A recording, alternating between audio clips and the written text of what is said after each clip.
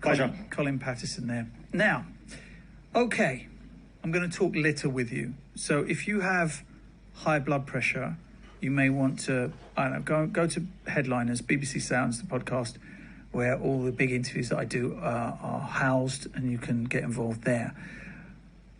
You may have seen pictures on social media today of the aftermath of outdoor gatherings after coronavirus restrictions were, of course, loosened this week in England. People can now meet in groups of 6 or 2 households outside, and the good weather enticed people to parks across the country, but the mess that was left behind in many of them has left plenty of people angry. No new normal there, huh? Not learning from anything there, huh?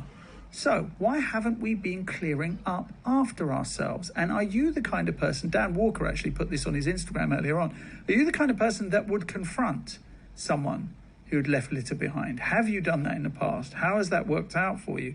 Or are you someone that prefers to just let it go, or indeed perhaps even tidy it up yourself afterwards? Well, Lee Chambers joins us, who's an environmental psychologist and wellbeing consultant. The reason we wanted to speak to Lee is because we wanted to understand the psychology behind this. Why do people do it? And Anne Stevens is from Friends of Abington Park in Northampton, who had people picking up litter from 8 a.m. today. So Anne and Lee, very good afternoon to both of you. Hi. Lee, it's obviously not a simple answer to what seems like a simple question. People have got their own opinions about why people leave litter behind. None of those opinions are usually complimentary to people who leave litter behind. Tell us about the psychology of it.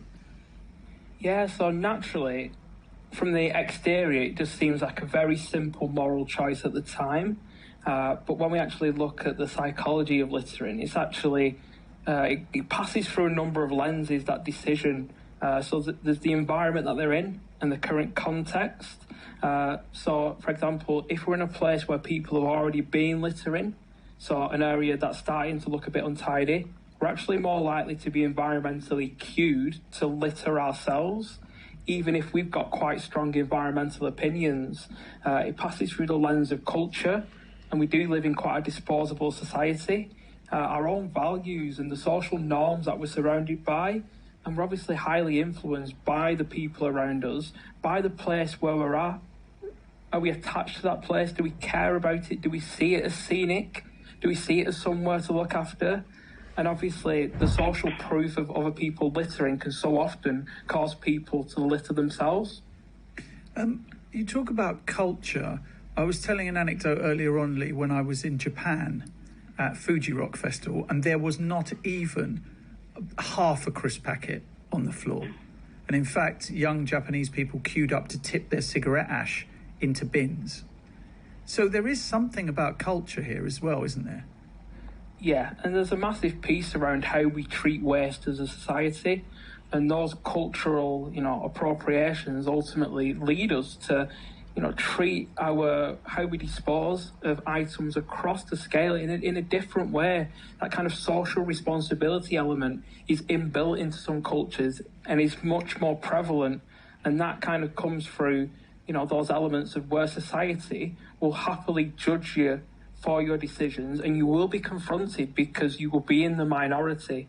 And so often that is, it's very, very powerful as a fundamental aspect when it comes to littering, because if we're not willing to be able to, confront and actually look to find ways to influence other people to change their environmental behaviours for the positive, then we start to look at ways that it becomes a bit of a deterrent, and we look to fine people, and that's a more challenging way of actually getting the type of actions that we're looking for from an environmental perspective. Are there, in any way, shape or form, rules when it comes to speaking to people who you've seen drop litter? Are there rules of engagement, Lee? Yeah, very much so at the moment. We are all in a little bit of a place of social anxiety, really, going back out into groups, things being relaxed, but we have had a year of being a little bit, understanding that we don't want to get too close to people, that people, have been feeling a little bit under threat from the whole pandemic.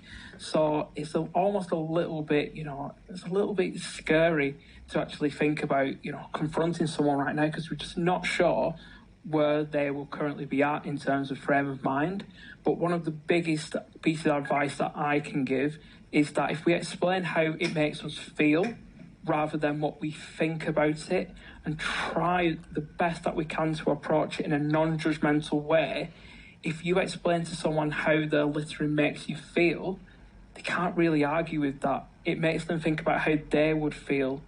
And that's a really powerful way of kind of passing that emotion across to the other person and starting to influence their own behaviour.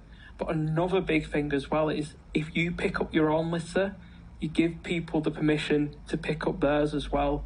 And if you start picking up other people's, you will notice that other people start to do the same, take ownership of their own, and start to take ownership of other people's and ownership of the area where they currently are. So you can socially engineer a different attitude to littering?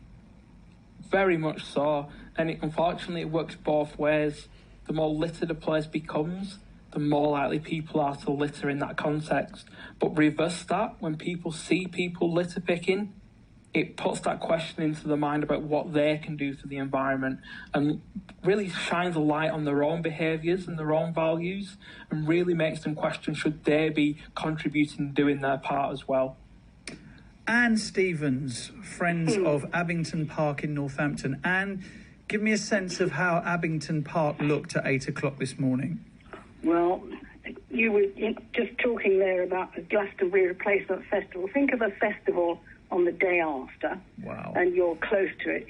In fact, I just walked around the park with the guy who coordinates all the litter picking groups for us because they're very organised, and that was exactly what we likened it to, a post-festival scene. And I was very interested in what your last speaker was saying, because what we were saying is that actually for us in the park, I should explain those who don't know Abington Park, it's a very large park, it's 125 acres. Wow, that's it's quite huge. close. It is, it's the most beautiful park, we are so fortunate. But it's quite close to the centre of town, and obviously at that size it's close to lots of areas around, which is great. And it has been buzzing during the pandemic, which is great. And people appreciate it. But what they don't seem to understand is that it doesn't look nice by accident, but behind the scenes, there's all sorts of work going on to keep it like that. And I think they go out, and we were likening it, oddly enough, to a festival and saying, I don't know whether Lee would agree, but we feel that what happens is people take stuff to the park to have their picnic or their drinks or whatever it is, and then when they're done, instead of thinking, we've brought all this stuff over, we must pack it up and take it back, they walk away and leave it. And it's not to do with how many litter bins or anything. But I do agree with him. We're not very keen on fines and so on. That it's a bit negative. We tend to do a sort of nudging kind of a thing and leading by example. So I was over there just now, and I said to two, there was a young girl of about 8 and another one of about 14, putting lots of stuff into bins. And I made a point of saying, well done, tell all your friends to do the same, and they looked at me. But I think that is the best way to do it, and to try to push people into behavioural changes in the way that you've just been discussing.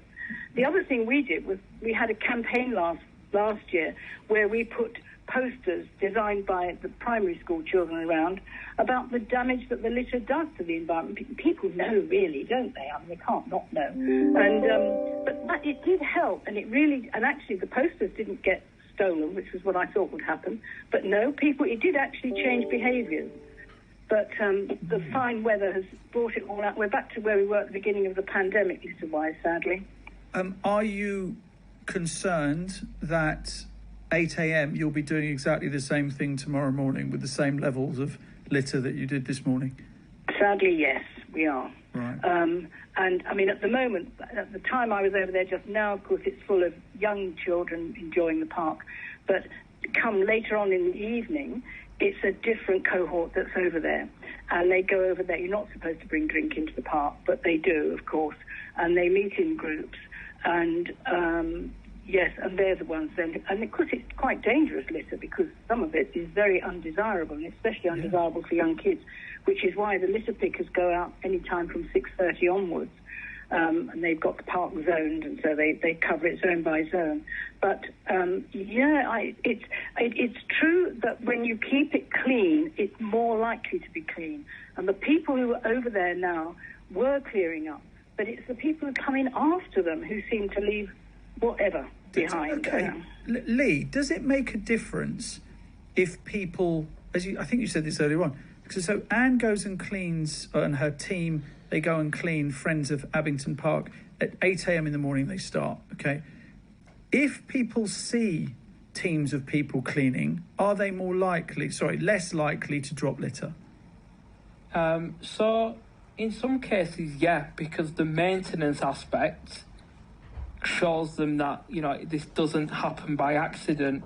But unfortunately, at the same time, if you see organised teams, especially for younger adolescents, they actually see that as less of their responsibility and more the responsibility of, there's people here who will clean up after us. Right. Unfortunately, in the same way that their own parents probably do at home.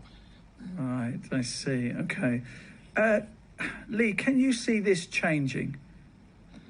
It's very challenging. Obviously, at the moment, we've kind of gone into a place where, significant travel is still banned.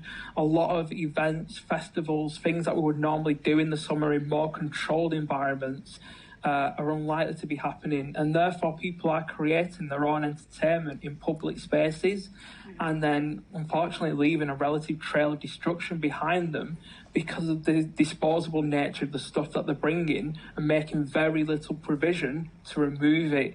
However, every time this is highlighted in the media, there is definitely a kind of slight turn of the tide. That increased awareness makes people start to think twice, and people start to actually question those who are most likely to litter public spaces that we cherish. Anne, do you want to make a last point? Yeah? Yes, if I could. Just to say that the litter-picking groups who were out this morning were very heartened that they were joined by other people who felt very ashamed of what had happened. So I think there's definitely... I think younger people?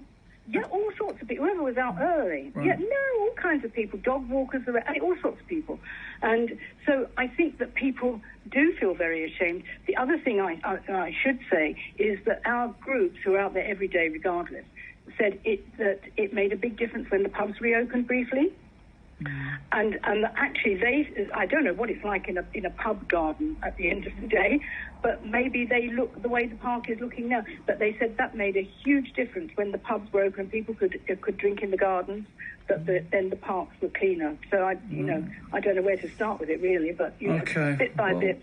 Well, I'd just like to say, if you're heading down to Abington Park in Northampton, take your litter with you. Thank you very much. That's very good, if that's exactly right. Exactly right. Well, Anne Stevens, thank you very much for joining us. And Lee Chambers, environmental psychologist and wellbeing consultant, thank you to you as well. Right.